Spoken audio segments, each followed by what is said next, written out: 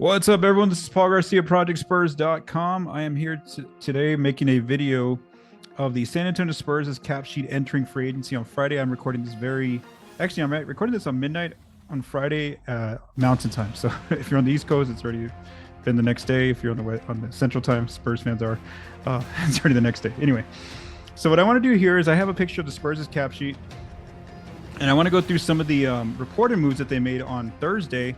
So, and then we'll do a little bit of a simulation of what their cap sheet's going to look like going into Friday, into free agency. So let's begin first with the players on the roster. I'm going to mainly go over the players entering free agency. So we have first Romeo Langford. He was not tendered a qualifying offer according to any of the reporting that I checked. And this was kind of expected. I didn't really expect Langford to come back on a qualifying offer for him to be a restricted free agent. So he will have a cap hold of $16.9 million. So he'll be an unrestricted free agent.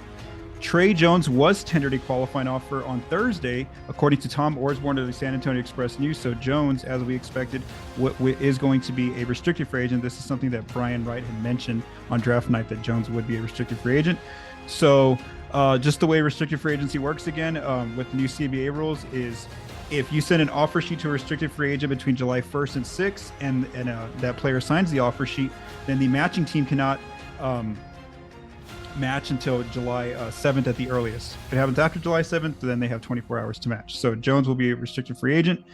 Let's go to Sandro Mamukelashvili. I was a little surprised he didn't get a qualifying offer to become a restricted free agent, so he will be an unrestricted free agent on Friday.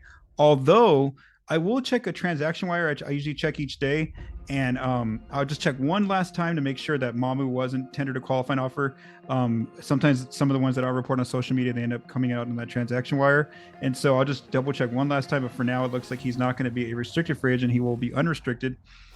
Gorgui Dieng and Keita Bates-Diop, the Spurs' veteran players, they were both expected to be unrestricted free agents, and they are. The Spurs weren't allowed to have that choice of making them restricted free agents. And then lastly, Dominick Barlow was tendered a qualifying offer to become a restricted free agent, according to Tom Orsborn of the San Antonio Express News. If he accepts that qualifying offer, then he would be back on a two-way contract with the Spurs. And that is the same case for Julian Champagnie. He was tendered a qualifying offer. This was reported by Keith Smith of SpotTrack.com. And if Champagnie accepts, again, that qualifying offer, then he would also be back on a two-way contract. Although regarding Champagnie and Barlow, I do want to say that Jeff McDonald on Thursday, he wrote an article where he reported that the Spurs are looking at possibly filling their three two-way spots with Barlow, Sir'Jabari Rice, and Sidi Sissoko, and then converting Champagnie's deal into a full regular season roster spot. So that could be the case where Champagnie, yes, he says yes, coming back on a two-way, and then the Spurs actually convert his deal from there into a full roster spot. So that's kind of where the Spurs' cap sheet looks like with cap holds on. Now, what I'm going to do for this next simulation is I'm going to take off the cap holds to show you how much cap space they're kind of working with going into Friday if they want to try to sign some outside free agents. So what I'm doing is I'm going to remove all the players who have unrestricted free agent cap holds for now. And let's just see where the Spurs' cap sheet lies. So if we do that, the Spurs would have $30.8 million in cap space. Again, if you just keep Jones's cap hold, Champagnie and Barlow's cap holds, then the Spurs would have $30.8 million in cap space. Now, let's go ahead and go to the situation where maybe the Spurs sign an outside free agent or two, and let's just see how quickly they can easily get to that minimum, the salary minimum floor. Because right now, with this cap sheet, they're at $105 million. They got to get to $122 million to meet the minimum team salary before the first game of the regular season. So, according to Michael Scotto of Hoops Hype, the Spurs have some interest in bringing back former Spur Jakob Poeltl. They, along with the Toronto Raptors and Houston Rockets, all have interest in bringing Poeltl back. And so let's just go through a quick simulation in the event that, let's just say the Spurs and Poeltl agreed to a deal. So I'm going to put Jakob's name in here, Poeltl. And according to Scotto and also multiple other reporters, Poeltl's looking at a $20 million annual salary. So let's just say the Spurs need to go to the $20 million mark to pull him away from Toronto. So we're going to put in $20 million. So he's on right there. Boom. Just by adding Poeltl and keeping the cap holds of the other players, Jones, Barlow, and Champagnie, the Spurs now are at $125 million in team salary. And that already gets you over that minimum team salary. So there's no sweating having to spend money. You've already done it just by signing a player to like an $18 to $20 million contract. There was also some reporting that the Spurs are interested in a free agent, Georges Niang of the Philadelphia 76ers. So let's just say, again, it's just a hypothetical that the Spurs like Niang and they want to sign him to a contract.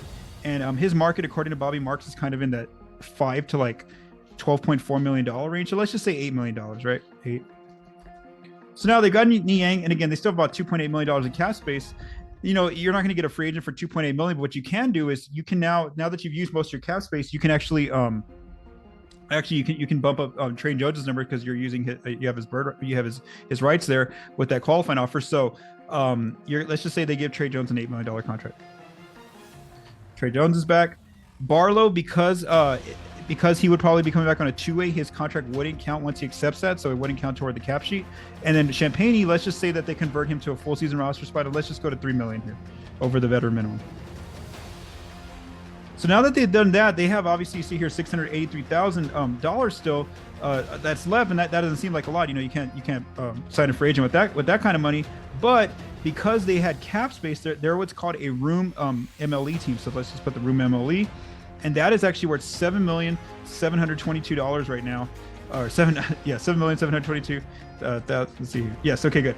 So now they could still sign a free agent. I don't know who that would be if they wanted to sign another free agent for $7 million. And they've gone over the cap sheet, but that's fine. They're going over the salary cap, and that's fine now. They're allowed to use that room exception. I don't know if they will, because they're actually limited on roster space. If like they start adding all these players, they're actually over the roster limit, and so they would have to start looking at either trading players on guaranteed deals or waiving players.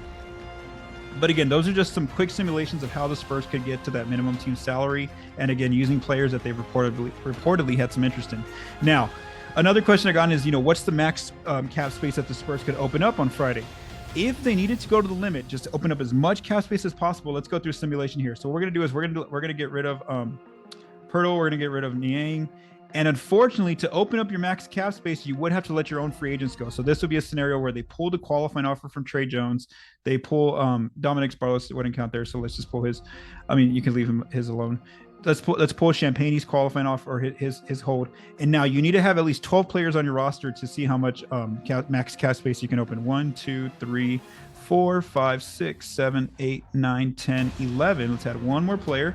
So just for this exercise, we're gonna make this a roster charge, and the amount for a roster charge is $1,119,390. Okay, there it is.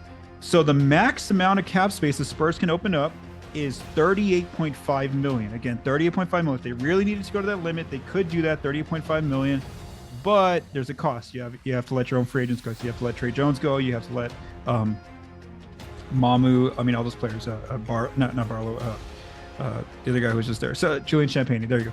Anyway, so that's another way. I just want to show you just some quick simulations of how the Spurs could open up different cap space amounts. So again, that's just a quick overview of their roster going into free agency. Again, I think the one thing to keep an eye on is Mamu, Sandro Mamukelashvili.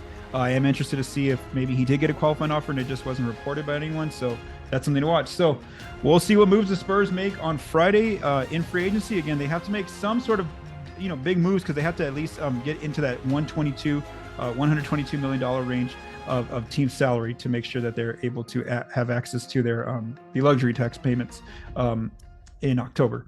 All right, so for Project Spurs, I am Paul Garcia.